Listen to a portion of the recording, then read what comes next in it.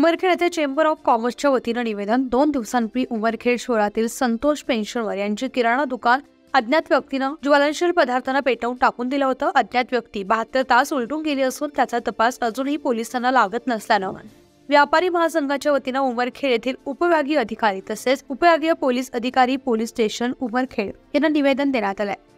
आरोपीला लवकरात लवकर अटक करा तसेच अन्यायग्रस्त दुकानदारास शासनातर्फे मदत मिळण्यात यावी यासाठी आज दिनांक 20 सप्टेंबर रोजी निवेदन देण्यात आलंय।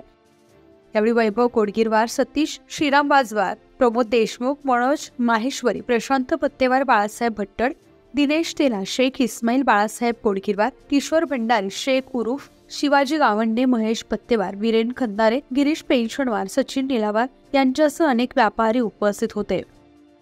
काल जे दुकान झालं तुमच्यावर अन्याय झाला, काय सांगशाल तुम्ही?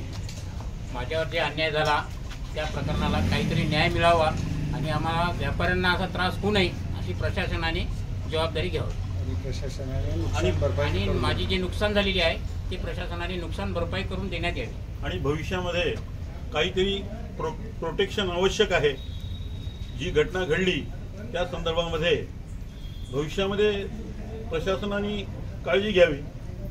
कालच्या झालेल्या घटनेचा मी आपल्या व्यापारी संघटनेतर्फे जाहीर निषेध करतो आणि आमच्या व्यापाऱ्याला प्रशासनाने संरक्षण द्यावे। वेळोवेळी जे आमच्या व्यापाऱ्यावर हल्ला होतो, अन्याय होतो, टार्गेट केल्या जाते, नुकसान होते, त्याची भरपाई शासनाने करून द्यावी आणि हे जे समाज संकट आहे कोणी आहे त्यांना आरोपीला ताबडतोब अटक करण्यात यावी ही आमची प्रमुख मागणी आहे आणि आमच्या व्यापाऱ्याचे जे नुकसान झालेलं आहे ते शासनाने भरून द्यावे।